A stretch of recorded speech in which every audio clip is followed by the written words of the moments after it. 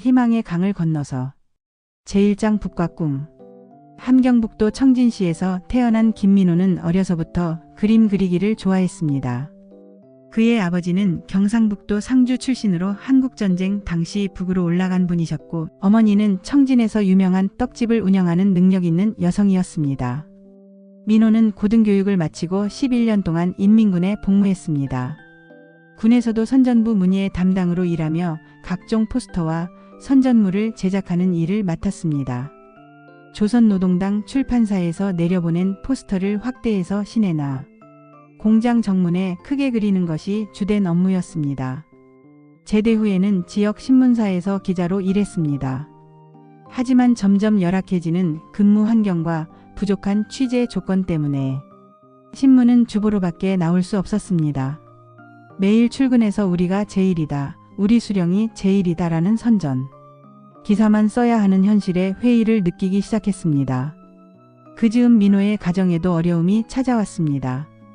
함경도 여성과 결혼한 그는 2살배기 아들과 함께 살고 있었는데 점점 악화되는 경제 상황으로 먹을 것이 부족해졌습니다.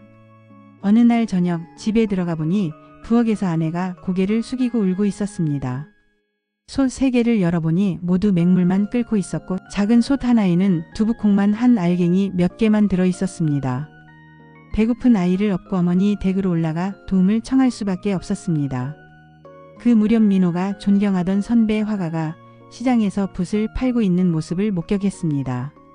러시아 레핀 대학을 졸업한 실력 있는 화가였는데 생계를 위해 그림 도구를 팔아야 하는 현실이 민호에게 큰 충격을 주었습니다. 제2장 마이너스 선택의 기로. 이런 현실에 회의를 느낀 민호는 친구와 함께 라진시로 가서 장사를 해보기로 결심했습니다. 당시 라진은 북한 유일의 개방 도시였기 때문입니다. 라진에서 민호는 강춘근이라는 조선족 중국인을 만났습니다. 그는 민호에게 자신의 친척을 찾아달라며 2,000달러를 주겠다고 제안했습니다.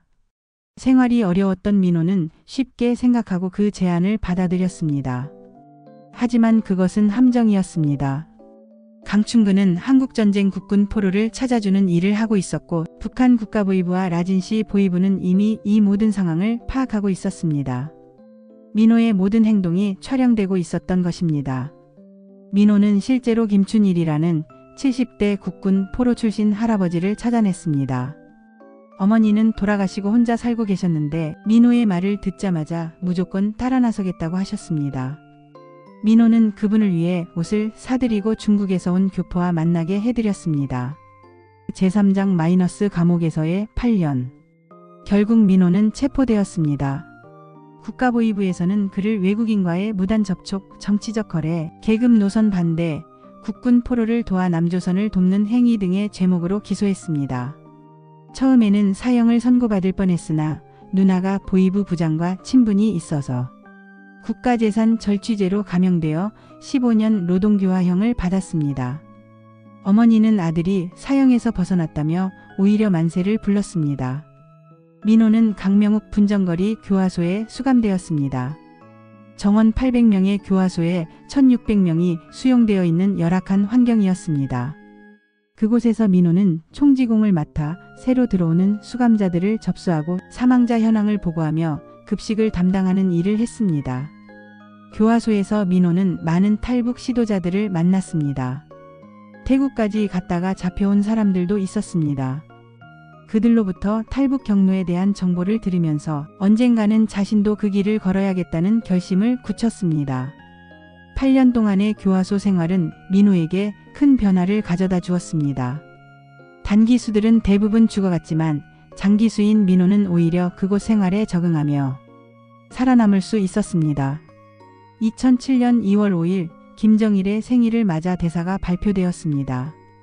민호는 모범수로 선발되어 8년 만에 출소하게 되었습니다. 나가는 날 동료 수감자들 앞에서 앞으로도 죄를 짓지 말고 교화 정책을 잘 받들어 교화를 끝내고 나오라고 연설했지만 그의 마음속에는 이미 다른 결심이 자리 잡고 있었습니다. 해시태그 제4장 마이너스 마지막 결별. 출소 후 민호가 본 북한은 8년 전과 조금도 달라지지 않았습니다. 오히려 더욱 어려워진 현실을 목격하며 그의 결심은 더욱 확고해졌습니다. 2008년 12월 6일 민호는 마침내 가족들에게 작별을 고했습니다. 어머니와 아내 그리고 이제 10살이 된 아들 앞에서 두만강에 출장 갔다 오겠습니다. 설날에 못 올 수 있으니까 어머니 설날 쉬세요라고만 말했습니다.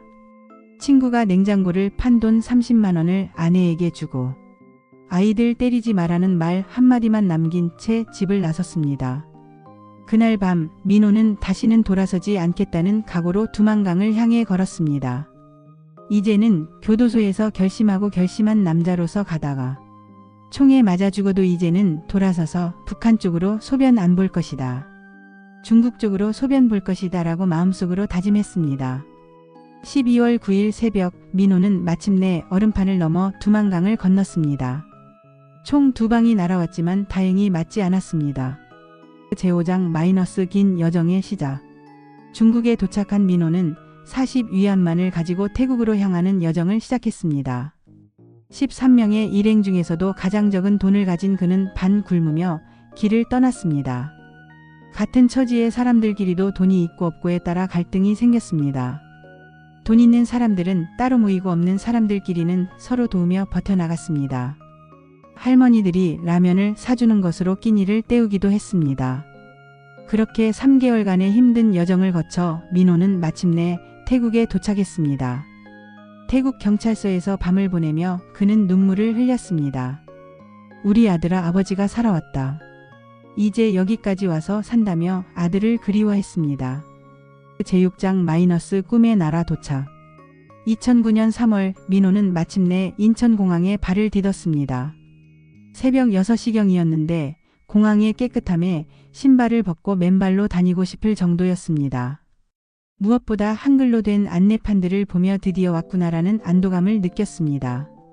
지나가는 사람들을 보며 놀랐던 것은 젊은 여성들이 구멍 뚫린 바지를 입고 있는 것이었습니다. 북한에서는 상상할 수 없는 패션이었기 때문입니다. 국정원으로 가는 길에서 본 풍경들은 민호에게 큰 충격을 주었습니다.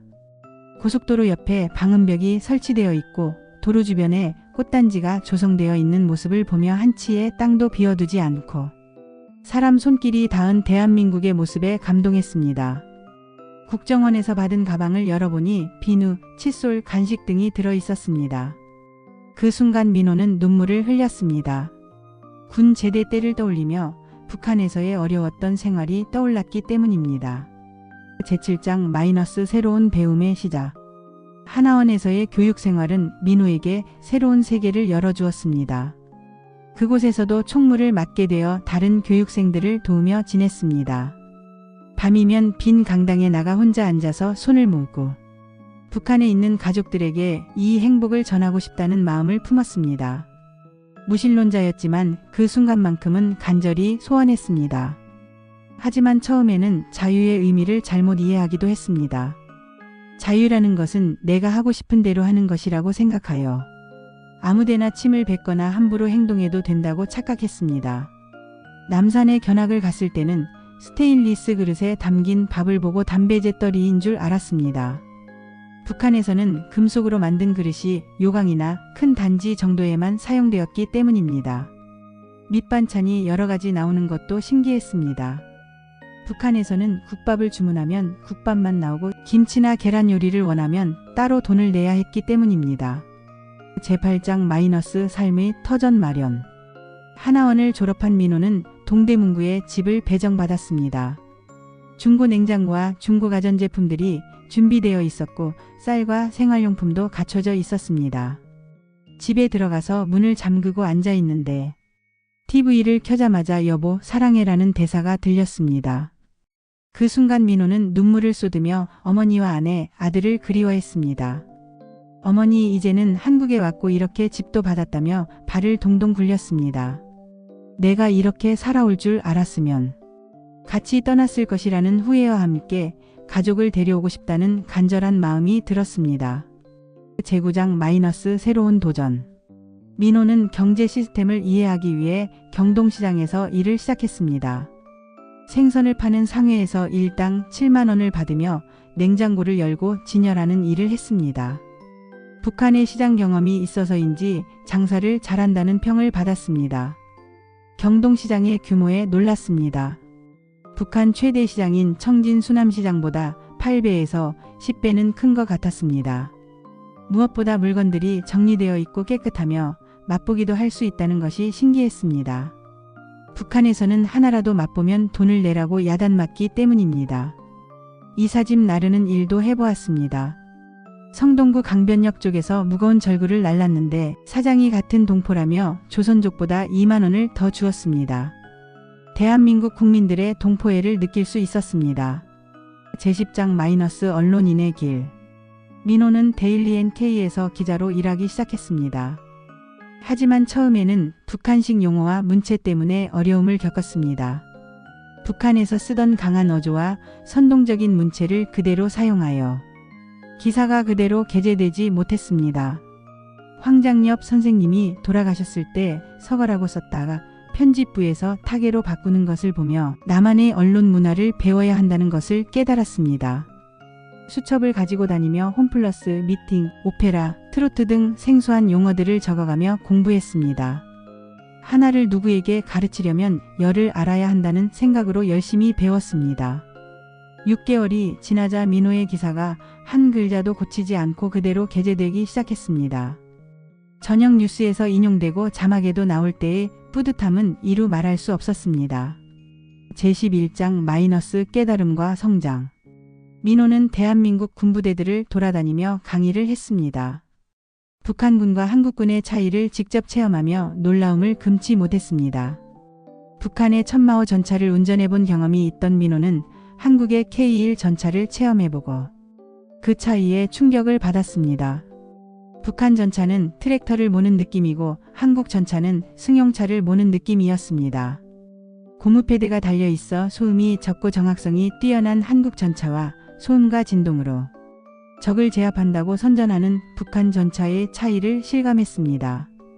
일부 북한 출신 남성들이 북한은 군 복무가 10년이라 정신력으로 이길 수 있다고 말하는 것을 듣고 크게 실망했습니다. 민호는 전쟁은 정신력으로 하는 것이 아니라 첨단 무기로 하는 것이라며 현실을 직시해야 한다고 강조했습니다.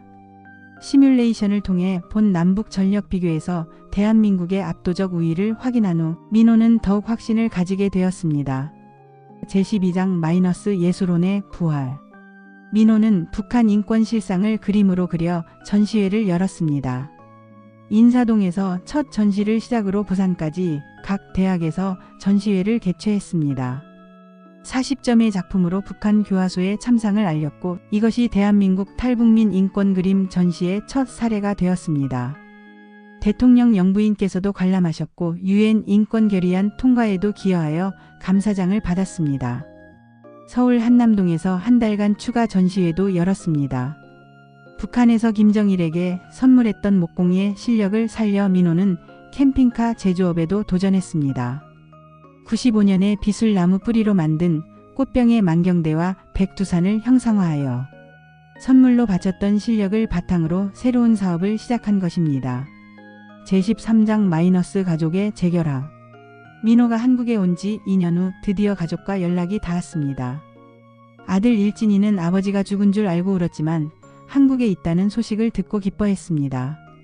단 9일 만에 태국 방콕에 도착한 아들을 국정원에서 만났을 때의 감동은 이루 말할 수 없었습니다. 아들이 자신을 끌어안고 아버지하며 우는 모습을 보며 혈육의 정을 새삼 느꼈습니다. 아들은 한국에서 새 이름을 받고 새로운 생활을 시작했습니다. 나중에 예쁜 며느리를 만나 독립하여 잘 살고 있습니다.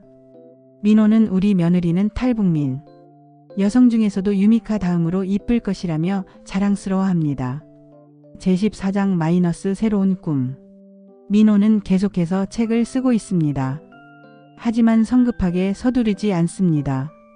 북한에서는 시 한 편, 소설 한 편 쓰는 것이 엄청 신중한 일이었던 경험 때문에 신중하게 접근하고 있습니다. 한국을 더 알아야 북한이라는 사회와 비교해서 설득력 있는 글을 쓸 수 있다는 생각으로 더 많은 공부와 경험을 쌓고 있습니다. 현재 민호는 캠핑카 제조업으로 경제적 자립을 이뤘습니다. 국가의 빚도 없고 벌어먹고 살며 걱정 없이 저축할 수 있으면 그것이 성공이라고 생각합니다. 제15장 희망의 메시지. 민호는 자신이 경험한 자유의 소중함을 많은 사람들에게 전하고 있습니다. 특히 장애인 복지에 깊은 감동을 받았습니다. 북한의 2,300만 명 중에서 한 사람 빼고는 다 장애인이라고 표현하며 눈으로 보고 싶은 곳을 못 보고 다리로 가고 싶은 곳에 못 가며 입으로 하고 싶은 말을 못하는 북한 주민들의 현실을 안타까워합니다. 반면 대한민국의 장애인들은 사회의 배려와 복지, 시설을 통해 당당하게 살아가는 모습을 보며 감동받았습니다. 민호는 여전히 탈북민으로서의 사명감을 잊지 않고 있습니다. 고향을 잊으면 안 된다는 신념으로 북한의 현실을 알리고 통일을 위해 노력하고 있습니다. 에필로그로운 시작. 지금 민호는 대한민국에서 당당한 시민으로 살아가고 있습니다. 과거의 아픔은 그를 더욱 강하게 만들었고 자유의 소중함을 깨닫게 해주었습니다. 두만강을 건널 때 다시는 북한 쪽으로 소변 안 볼 것이다 라고 다짐했던 그 순간을 잊지 않으며 이제는 당당히 중국 쪽을 바라보며 새로운 꿈을 키워가고 있습니다. 아들이 한국 여성과 결혼하여 행복하게 살아가는 모습을 보며 민호는 자신의 선택이 옳았음을 확신합니다. 비록 많은 것을 잃었지만 자유라는 더 큰 가치를 얻었기 때문입니다. 민호의 이야기는 단순한 탈북 이야기가 아닙니다. 한 인간이 절망에서 희망으로, 억압에서 자유로, 분단에서 통일의 꿈으로 나아가는 위대한 여정입니다. 오늘도 민호는 캠핑카를 만들며 고객들에게 자유로운 여행의 기쁨을 선사합니다. 그 자신이 가장 힘든 여행을 통해 진정한 자유에 도달했듯이 이제는 다른 사람들의 자유로운 여행을 돕고 있는 것입니다. 북한에 있는 동포들에게 전하고 싶은 메시지가 있다면 그것은 바로 희망을 잃지 말라는 것입니다. 언젠가는 그들도 이 자유로운 땅에서 함께 꿈을 키워나갈 수 있을 것이라는 믿음을 가지고 민호는 오늘도 새로운 하루를 시작합니다. 그의 삶은 우리에게 말합니다. 어떤 어려움도 인간의 의지와 희망을 꺾을 수는 없다는 것을. 그리고 진정한 자유는 그것을 위해 모든 것을 걸고 싸울 때 얻을 수 있다는 것을. 희망의 강을 건넌 민호의 이야기는 계속됩니다. 통일의 그날까지, 모든 동포가 자유를 누릴 수 있는 그날까지 말입니다.